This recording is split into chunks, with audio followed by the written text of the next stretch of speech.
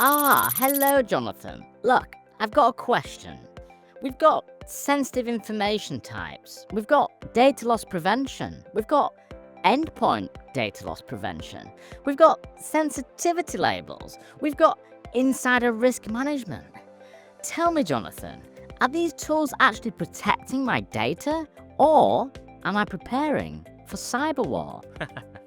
Afternoon, Charles. Yes, of course I can explain. Well, I just need to know who's watching what, what's getting blocked.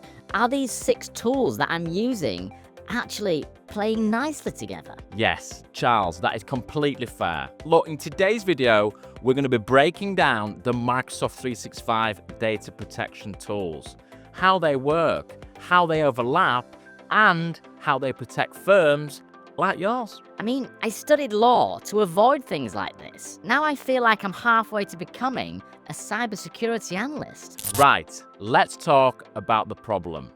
Microsoft 365 gives you lots of powerful tools to protect sensitive data. We've got sensitive information types. We've got data loss prevention. We've got endpoint data loss prevention. We've got sensitivity labels and insider risk management. Now, if you're an IT admin, especially in a small business or maybe an MSP, you might be wondering which tool does what.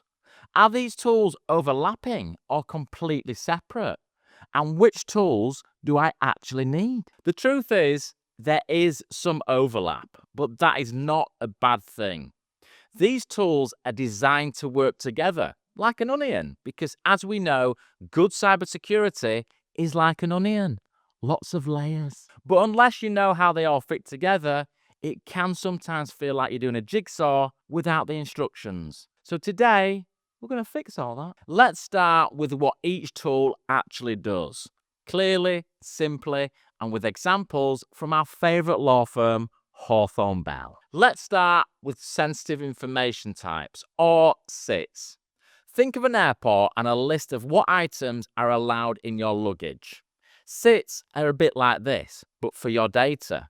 They find data like passport numbers, national insurance numbers, bank details, or any custom sensitive information types that we create for your business. These SITs are used by other data protection tools in the Microsoft suite to detect sensitive information. Then we have DLP, which is data loss prevention. This prevents sensitive data being sent or shared where it shouldn't be. So that could be email, it could be Microsoft Teams, it could be SharePoint. And then we have DLP's younger sister, Endpoint DLP. This extends those data loss prevention controls to devices. So things like USB copies, clipboard, notepad, even screen captures can be monitored or blocked with Endpoint DLP. Next up, it's sensitivity labels. Now these are like digital post-it notes for your data. They classify and protect files like applying encryption, watermarks, headers, even DLP rules. Do you see how these tools overlap? And then we've got insider risk management. Now this is one for insiders, people who work inside of your business. It doesn't necessarily block, but it watches.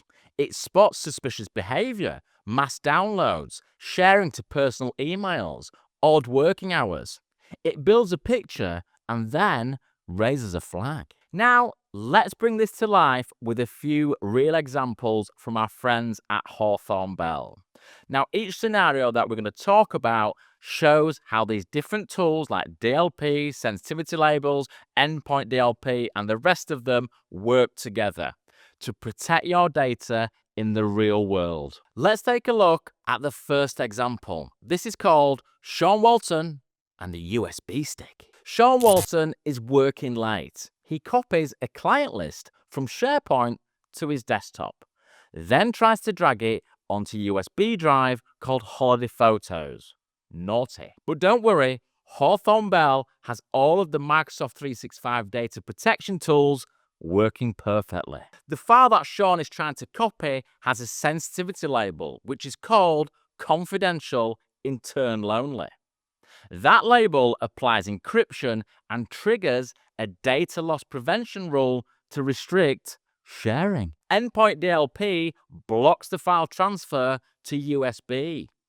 DLP logs the blocked action. Now, insider risk management gets involved, and it sees this as Sean's third attempt to move sensitive data externally this week, and it sends an alert to the IT department. So, even though Sean technically had access to the file, the system caught and blocked the moment he tried to move it where it didn't belong. All these tools working together. At this point, I feel like Sean Walton thinks that confidential actually means copy to removable media. Now we move on to the second scenario. A trainee sends the wrong John the wrong file. A trainee solicitor sends a draft employment contract to John Smith at. But guess what? He picks the wrong John. This John works for the other side. Now, luckily, the email includes a document with a sensitive information type, like national insurance numbers and salary details. DLP then scans the message and flags it due to the sensitive information type. Now, because the document also has a sensitivity label applied, external sharing is restricted. And the trainee, well, it gets a pop-up on his screen. You can't send this document externally. And DLP logs the attempted sending of the email, but no data actually leaves the firm. Now, this was an honest mistake, but thanks to sensitive information types, DLP, and sensitivity labels all working together, the breach, well, it stopped before it happens. Wonderful. That means we're no longer relying on junior staff to actually know who they're emailing. What a time to be alive. Now we move on to the third scenario, the departing associate. A senior associate has handed in their notice. Now, during their final week, they start downloading hundreds of files from SharePoint, including sensitive case files. Now, one of the problems here is that the associate still technically has access to these files, so DLP doesn't block the downloads. However, sensitive information types are detected inside of the files. So, what happens? Well, insider risk management flags the pattern: high volume, sensitive content, external destinations, and an upcoming departure. So, an alert is sent to IT, who, of course, speaks to Charles. Now, sometimes, as in this example, it's not about blocking a specific action. It's about detecting patterns. And that's where insider risk management adds that extra layer that you can't get with the other data protection tools. The little rascal. And I gave him a reference. That'll be the last time. Now, in all of these examples, it's not just one tool doing the heavy lifting. It's the way they work together. When it's set up right, the system doesn't just stop breaches, but it builds trust. It logs everything and it lets you sleep at night. I hope you've enjoyed today's video. Look forward to seeing you again soon.